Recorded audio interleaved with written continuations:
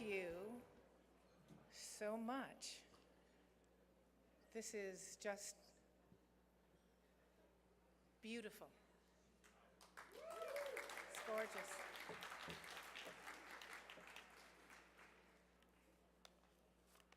My husband just told me a few minutes ago that he has to remind himself that he actually married an Italian. But when he comes to an event like this, he understands. Because I'm in my tribe.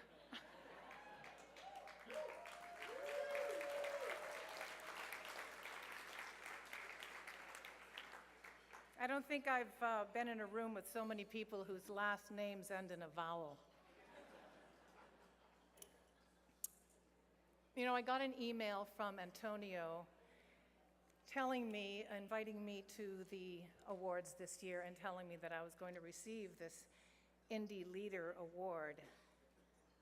It's always nice to get an email from someone telling you they're going to give you something.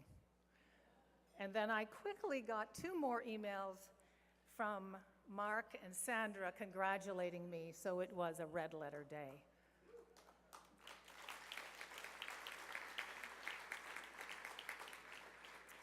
I would like to thank some really important people in this room. Thank you, co-founders Antonio Ienco and Mark Pagliaroli. Your fearless and intrepid natures have masterminded this really successful film festival. Congratulations. Thank you to the executive director, Alessandro Piccolo, for everything you do. Our presenting sponsor, Scotiabank. Sandra Di Maria and Carlo of Vapes Taste Buds.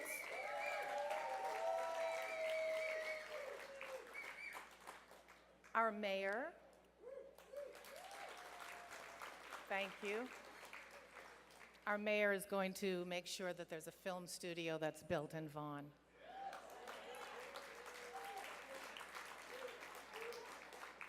I'd like to thank Antoinette Catenacci for my gorgeous gown.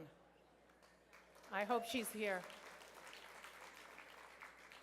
Antoinette, there are 4 or 5 other dresses that I really need to have that's in your shop. So you haven't seen the last of me. I also have 3 daughters, 2 of whom are going to be marrying any second now, so we'll be coming to see you. And I'd like to thank the volunteers, of whom there are so many of you, and without your devotion, we would not have a film festival. Volunteers.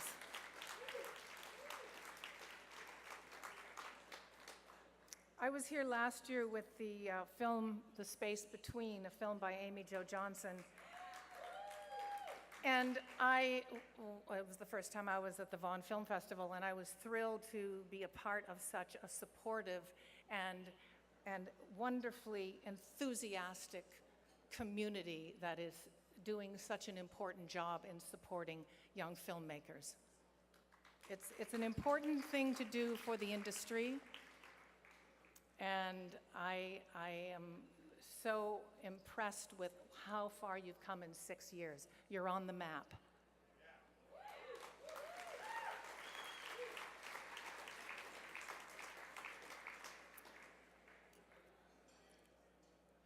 I grew up in a very small town outside of Detroit, Michigan, the daughter of 2 immigrant Italians who moved from Italy and started a small food processing business outside of Detroit.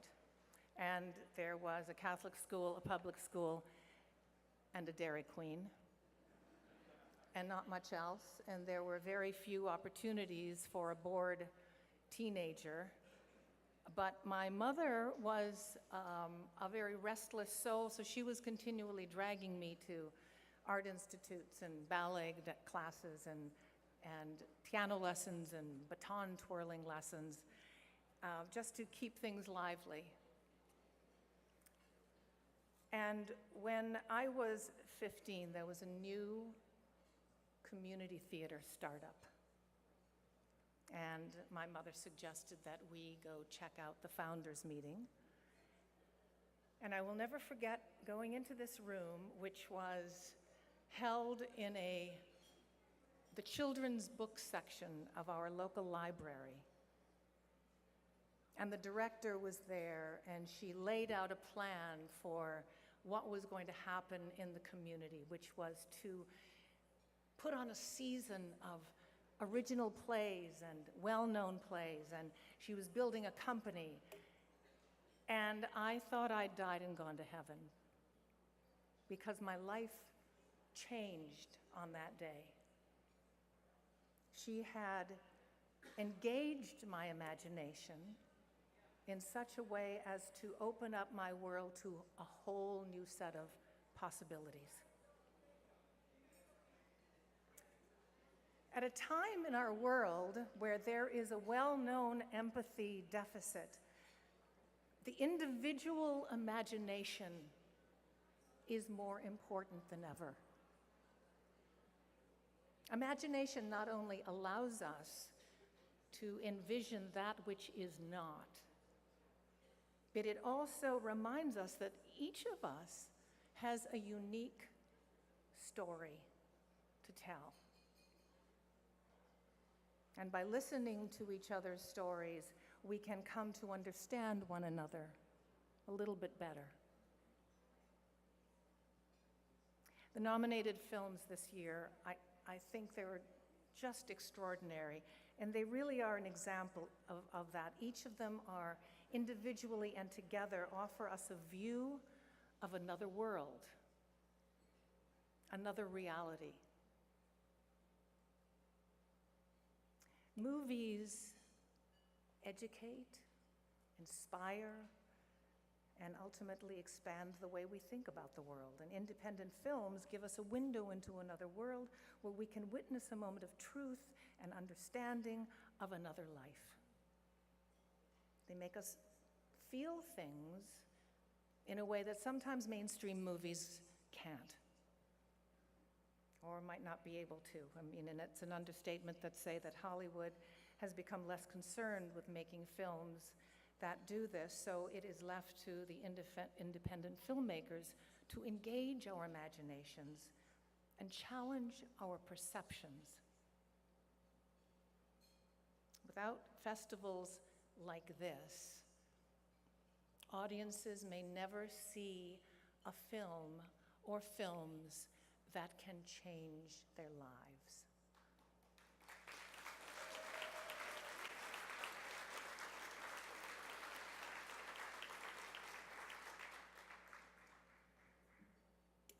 Technology is everywhere. It has democratized our self-expression. Everybody can write a song, make a movie. Everyone has access to what everyone else has access to, and they're sharing all over the internet. But to actually make a film, to start at the beginning with a dream and a vision and gather the people around you and stay off Instagram and Facebook long enough to do that, and gather the people who are going to help you bring your dream to life. That's not so easy. That's a hard thing to do. And there are all kinds of hurdles. Making a film is just one hurdle after another. Most of the hurdles have to do with money, but sometimes the lack of money creates a different kind of creativity. So, yeah, the one thing you can count on is that there's going to be a lot of no's. In any artistic pursuit, you're going to have a lot of people saying no. I think I've lasted this long in the business because I literally don't remember how many people have said no to me. And I've gotten good at telling myself a different story about that I actually think it's one of the perks of the business, because I kind of like hitting myself up against that wall and finding a way to get through it. One of the greatest joys and satisfaction in my career as an actor is that it has allowed me to share my experiences and my love of the craft with the next generation of actors and filmmakers. And I'm grateful to witness their exploding imaginations and their discovery of the creative process. And I've had the pleasure and privilege of working with some of my students as actors on a film set and more recently as filmmakers. And this past year alone, I acted in 3 independent films and a web series, all of them written, directed, and or produced by young women.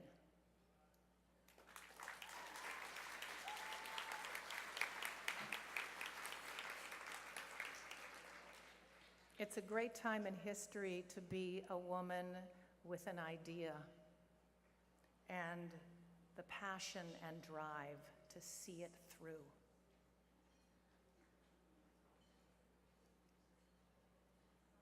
Here at the Vaughan Festival, you have created a community of people who care about the arts and culture and about the legacy that we leave the next generation.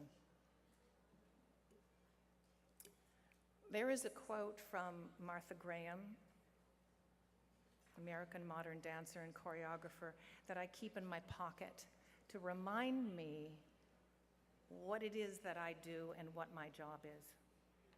And I would like to offer it now to anyone with a dream. Keep the channel open. There is a vitality, a life force, an energy, a quickening that is translated through you into action. And because there is only one of you in all of time, this expression is unique. And if you block it, it will never exist through any other medium and be lost. The world will not have it.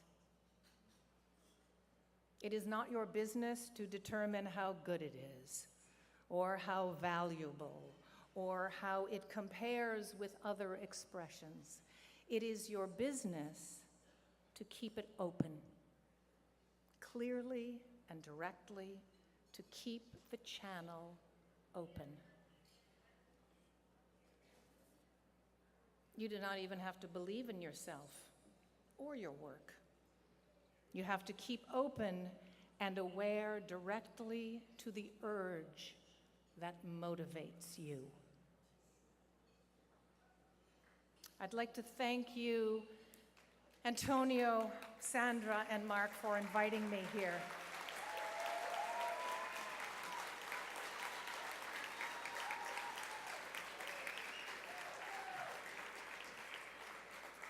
I am truly honored and grateful to be invited to celebrate with this extraordinary community. A film festival is only as successful as the passion and creative commitment of its leaders.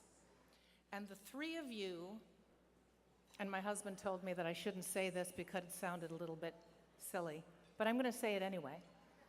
The 3 of you are a triumvirate of tenacity and talent.